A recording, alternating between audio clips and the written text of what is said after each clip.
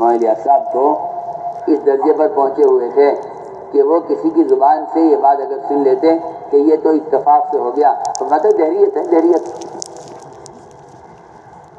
کیا ہے؟ دہریت ہے. دہریت یہ کہہ رہے اتفاق سے ہوا ہے. اتفاق سے کہنا دہریت ہے. تم سمجھتے ہو صبح شام کی تسبیح کا پورا کر لینا ذکر ہے. میں کہتا ہوں نہیں، ذکر یہ نہیں ہے. ذکر یہ نہیں. آپ میری بات پر توجہ دیں پوری. میں کچھ کہنا چاہتا ہوں. ہم بہت دور چلے گئے ہیں. مجھے وہاں سے میرا عزم یہ ہے کہ امت اس گڑھے سے نکلے باہر. آپ صبح شام کی تسبیحات کو ذکر سمجھتے ہیں. ہم یہ کہتے ہیں کہ آپ کے ذکر اور آپ کی غفلت، آپ کا ایمان اور آپ کا شرک، صبح سے لے کے شام تک جو کائنات کے نقشوں میں تغیرات ہوں گے اس میں آپ کیا کہتے ہیں کس نے کیا ہے، اس سے آپ کے ایمان کا امتحان ہوگا. آپ غور کیجیے. اب تو بہت آلات ذرائع ہو گئے ہیں غیب کی خبر دینے کے. اس زمانے کی بات ہے جب یہ ایکس رے مشینیں اور یہ الٹرا ساؤنڈ کی مشینیں نہیں ہوتی تھیں. حضرت علی رضی اللہ تعالی عنہ سے ایک نجومی نے یہ کہا کہ میں بتلا دوں گا کہ آپ کی گھوڑی کے پیٹ میں نر ہے یا مادہ ہے. حسین نے فرمایا جواب میں کہ اگر تیرے کہنے کے مطابق ہو جائے اور پھر کوئی تیری بات کی تصدیق کر دے کہ تو نے صحیح کہا تو ایسا کہنے والے کا ٹھکانہ جہنم میں ہے. سنیے اب ایمان کیا تھا. سوچیے اگر کوئی تیری بات کی تصدیق کر دے اور کہنا تیرا کہنے کے مطابق ہو جائے تو مادہ کہے اور مادہ ہی پیدا ہو میری گھوڑی سے، اور کوئی یہ کہہ دے پھر کہ نجومی نے ٹھیک کہا تھا تو فرمایا کہ المنجم کالکافر والکافر فی النار، کہ نجومی کی بات کی تصدیق کرنے والا کافر ہے اور کافر کا ٹھکانہ جہنم ہے. ہم آج کرنا چاہتے ہیں کہ کائنات کے جتنے تغیرات ہیں یہ تغیرات کافر کو اللہ کا تعارف کرانے کے لیے اور مومن کے ایمان کے امتحان کے لیے. ہم دیکھنا چاہتے ہیں کہ تم کیا کہتے ہو. وہ کیا کہتے ہیں ان کو تو اندھے ہیں، جاہل ہیں. ہم اس کا انتظار نہیں کرتے وہ کیا کہتے ہیں. ہم تو ان کا امتحان لیں گے جن کو ہم نے ایمان پڑھایا ہے. اور آپ سب جانتے ہیں جس اسکول، جس کالج، جس مدرسے میں کتاب پڑھائی جاتی ہے اسی کا امتحان ہوتا ہے. جو کتاب پڑھائی نہیں جاتی اس کا امتحان بھی نہیں ہوتا. اللہ تعالیٰ کائنات کے تغیرات میں اپنے بندوں کا امتحان لیتے ہیں. اس لیے ہم نے عرض کیا کہ یہ سب سے پہلی بات ہے جو ہم آپ سے کہنا چاہتے ہیں. جتنے کائنات میں تغیرات ہیں صرف اور صرف اللہ کے براہ راست اللہ کے امر سے ہیں. سائنس کی اس میں کوئی دخل نہیں. سائنس کی اس میں کوئی دخل نہیں. اللہ تعالیٰ انبیاء کو بھی اسباب دے کر آزمانا چاہتے ہیں کہ ہمیں اسباب میں کتنے یاد رکھتے ہیں. اگر یہ اپنے ارادے کو ہماری مشیت پر موقوف نہیں کرتے ہم ان کے کام کو لٹکا دیں گے.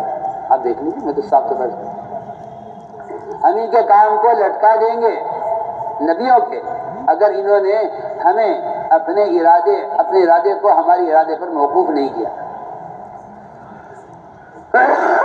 چاہے وہ ارادے خیر کیوں نہ ہو. ارادے خیر کیوں نہ ہو. آپ جانتے ہیں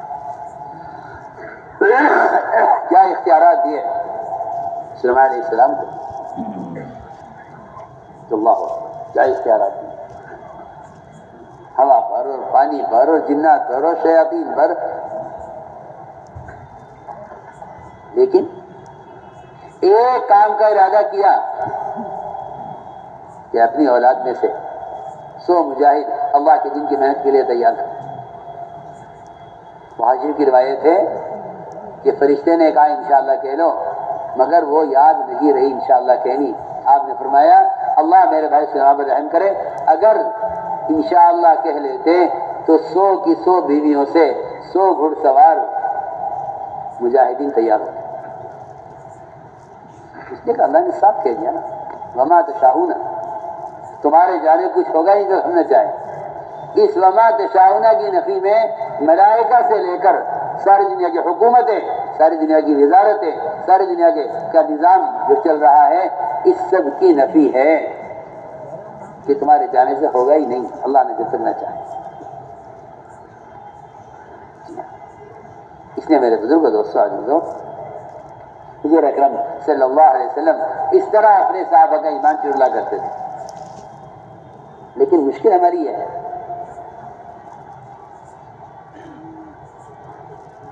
کہ جب کسی سبب میں کامیاب ہو جاتے ہیں،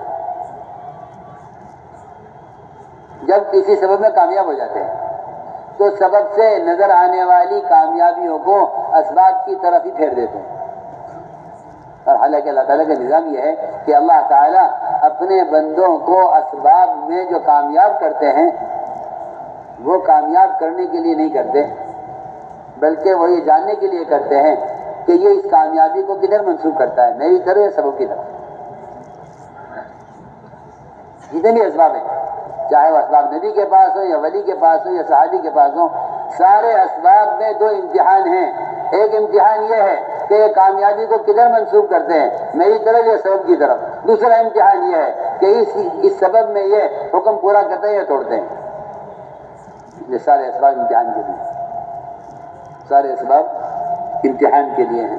انا جعلنا ما علی الارض زینۃ لها لنبلوهم ایہم احسن عملا. ہم نے یہ آزمانے کے لیے ان کو اسباب دیے ہیں، ورنہ اللہ تعالیٰ ساری مخلوق کو پال رہے ہیں بغیر سبب کے. انسان کو ہی کیوں سبب دیا ہے؟ لوگ سمجھتے ہیں سبب ضرورت کے لیے ہے. میں کہتا ہوں غلط خیال ہے، سبب ضرورت کے لیے نہیں ہے، سبب اس امتحان کے لیے ہے کہ آپ کامیابی کدھر منسوخ کرتے ہیں اور سبب میں حکم پورا کرتے ہیں یا نہیں کرتے. چنانچہ یہ اسباب اگر نبیوں کو دے دیے جائیں تب بھی امتحان کے لیے، میں عرض کر چکا ہوں کہ سلیمان علیہ السلام کا اس میں امتحان تھا. ادھر آپ صلی اللہ علیہ وسلم سے کچھ یہود مشرکین نے مل کر آپ سے کچھ سوالات کیے اور یہ بھی کہہ دیا کہ اگر جواب دے دیا آپ کو نہیں مان لیں گے. ذوالقرنین کون تھے؟ اصحاب کہف کا قصہ کیا ہے؟ روح کیا ہے؟ یہ 3 سوال کیے. آپ نے فرمایا میں کل بتلا دوں گا، جبرائیل آئیں گے ان سے پوچھ کے بتاؤں گا، اللہ سے پوچھ کے بتا دوں. اللہ کی شان روایت میں ہے 1 مہینے تک وحی نہیں آئی. آپ نے یہ کیوں کہا میں کل بتاؤں گا؟ یہ کیوں نہیں کہا اللہ چاہے گا تو بتاؤں گا؟ جیسی دوسری آپ غور سے کیجیے. وَاذْكُرْ رَبَّكَ إِذَا نَسِيتَ، یہ آیت یہ بتلاتی ہے کہ یہ ذکر صرف میں نے عرض کیا تھا کہ صرف صبح شام کی تسبیحات نہیں، بلکہ اللہ تعالیٰ کو یاد رکھنا ذکر ہے. حکم میں یاد رکھنا، کسی چیز کا نتیجہ حاصل ہوا ہے تو یاد رکھنا. بلکہ میں یاد عرض کرتا ہوں کہ ذکر کا کمال یہ نہیں ہے کہ آپ کو ذکر کرتے اللہ کا دھیان آ جاوے یا کوئی روشنی نظر آ جاوے، کیفیت پیدا ہو جاوے.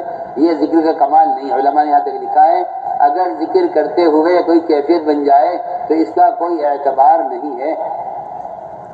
اور لوگ بیچارے ایسے ہیں کہ لوگ مطمئن ہو جاتے ہیں کہ جی مجھے تو ذکر میں نور نظر آیا ہے اور مجھے تو ذکر میں فلاں کیفیت ہو گئی ہے. سنو میں کیا کہہ رہا ہوں. حضرت تھانوی حضرت اشرف علی تھانوی رحمۃ اللہ علیہ سے کہا ایک صاحب نے آ کر کہ حضرت مجھے ذکر میں یہ کیفیت ہوئی، وہ کیفیت ہوئی، اور یہ حال ہوا اور وہ حال ہوا، اور مجھے نور نظر آیا، مجھے روشنی نظر آئی، اور میرے بدن کی ایسی کیفیت ہونے لگی. فرمایا کوئی بات نہیں، کچھ دن کے لیے ذکر روک دو، کچھ دن کے لیے ذکر روک دو اور مکھن کھاؤ اور بادام کھاؤ، اور صبح کو فجر کے بعد ٹھنڈی گھاس پر ننگے پیر ٹہلا کرو، کچھ دن میں ٹھیک ہو جاؤ گے۔ جواب دیا، میری بات یاد ہے؟ ذکر کا کمال ذکر میں کیفیت کا پیدا ہونا نہیں ہے، ذکر کا کمال یہ ہے، ذکر کا کمال یہ ہے کہ گناہ کرتے وقت اللہ آپ کو یاد آ جائے۔ میں بہت اچھی مثال دیتا ہوں، سمجھ میں آئے گی؟ یہ قرآن بھی یہ کہتا ہے کہ تقوی اور ذکر والے تو وہ لوگ ہیں جن کو اللہ گناہ کے وقت یاد آ جاتا ہے۔ ان الذین اتقوا اذا مسهم طائف من الشیطان تذکروا، وہ ہیں تقوی والے، ذکر والے جن کو گناہ کے وقت اللہ یاد آ جائے۔ میں اس کی ایک مثال آپ کو پیش کرتا ہوں، دھیان سے سننا۔ یہ چارجر لائٹیں ہوتی ہیں بھی چارجر لائٹ، اب تو بہت چیزیں چارجر آنے لگی۔ تو آپ چارجر لائٹ کو اگر لائن پر لگا دیں بجلی کی اور اس وقت وہ جلنے لگے تو آپ یہ کہیں گے کہ اس کے یہاں جلنے کا اعتبار نہیں ہے کیونکہ یہ لائن پر لگی ہوئی ہے۔ یہاں سے اسے ہٹایا جائے تار کو اور الگ لے جا کے اسے جلایا جائے، وہاں جلتی ہے یا نہیں جلتی؟ اگر اس تار سے بجلی کی لائن سے ہٹ کر جلتی ہے پھر تو چارج ہوئی ہے، اور اگر یہ یہاں جلتی ہے وہاں نہیں جلتی تو آپ کہیں گے یہ خراب ہے، یہ چارج نہیں ہوگی۔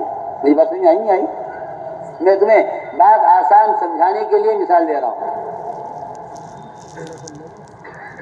آپ کہیں گے چارج جب ہوگی، اس کا چارج ہونا جب مانا جائے گا جب یہ لائن سے ہٹ کر بھی جلے۔ میں یہ کہنا چاہتا ہوں اگر آپ کو کیفیت ذکر میں محسوس ہوئی لیکن گناہ کرتے وقت اللہ یاد نہیں آ رہا، تو یہاں اس ظلمت کے ماحول میں اگر اللہ کا نور، ذکر کا نور اگر آپ کو گناہ سے نہیں بچاتا تو سمجھ لیجئے کہ آپ ذکر سے چارج نہیں ہو رہے۔ میں یہ کہنا چاہتا ہوں، میں مثال بہت آسان دے رہا ہوں۔ ذاکر وہ ہوتا ہے جو اللہ کو گناہ کے وقت بھی یاد رکھے۔ اگر اللہ گناہ کے وقت یاد آ گئے تو ذکر یہ ہے کہ ذکر اس کو گناہ سے روک دے گا۔ یہی ایمان ہے اور یہی صفت احسان ہے، یہی صفت احسان ہے کہ آدمی جس طرح عبادت کرتے ہوئے اللہ کو دیکھے۔ اور میں صاف سے آپ سے کہتا ہوں کہ عبادت میں صفت احسان کوئی کمال نہیں ہے، عبادت میں صفت احسان کوئی کمال نہیں ہے۔ صفت احسان کا کمال جب ہے جب تمہیں اللہ نظر آئیں اور اس کی وعیدیں تمہیں یاد آئیں اور اس کا عذاب تمہیں نظر آئے کسی گناہ کے کرنے کے وقت۔ ورنہ میں صاف پوچھ رہا ہوں آپ سے کہ اگر کوئی پہلوان پہلوانی کرتا ہے اور کھاتا ہے اور پیتا ہے، جب تک اکھاڑے میں نہیں اترے گا اور مقابلہ نہیں ہوگا کسی سے تو کیا آپ اس کی پہلوان، اس کی قوت کا اندازہ کر سکتے ہیں؟ نہ وہ کر سکتے ہیں نہ آپ کر سکتے ہیں۔ وہ تو گناہ کے ماحول میں اتر کر پتہ چلے گا کہ آپ کے پاس کتنا ایمان ہے، کتنا ذکر ہے، کتنا تقوی ہے۔ تو میرے بزرگوں اصل بات یہ ہے، اس لیے فرمایا کہ ایمان کو اس کی علامتوں میں غور کرو، ایمان کو اس کی علامتوں میں غور کرو۔